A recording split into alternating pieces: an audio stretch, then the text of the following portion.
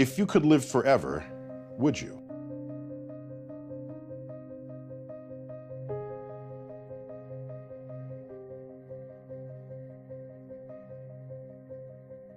The way I look at it is the knowledge that I'm going to die that creates the focus that I bring to being alive. The urgency of accomplishment, the need to express love now, not later. If we live forever, why ever even get out of bed in the morning? Because you always have tomorrow. That's not the kind of life I want to lead. What is ticking off here is not the clock, it's your life. It is not the clock ticking away. It is your life ticking away. Your time is limited, so don't waste it living someone else's life. Don't be trapped by dogma, which is living with the results of other people's thinking. Don't let the noise of others' opinions drown out your own inner voice. And most important, have the courage to follow your heart and intuition. They somehow already know what you truly want to become. Everything else is secondary.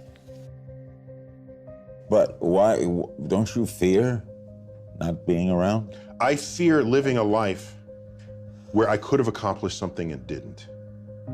That's what I fear.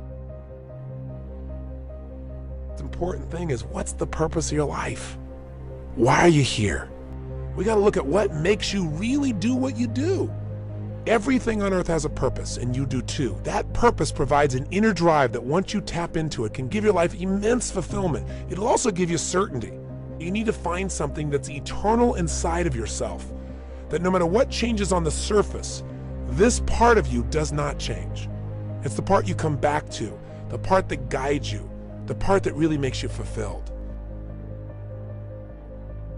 See, all of us in life have to have a reason to be here.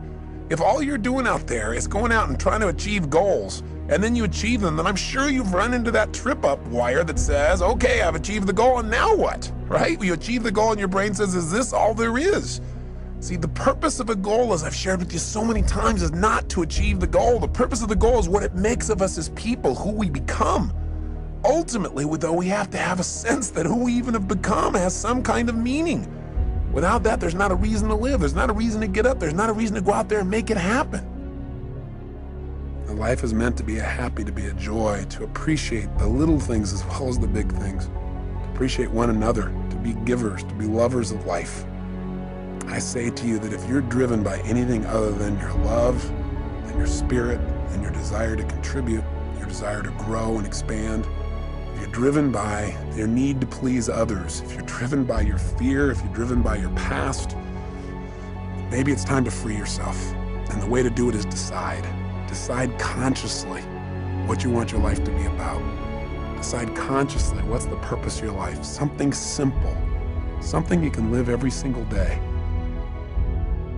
Remembering that you are going to die is the best way I know to avoid the trap of thinking you have something to lose. You are already naked. There is no reason not to follow your heart.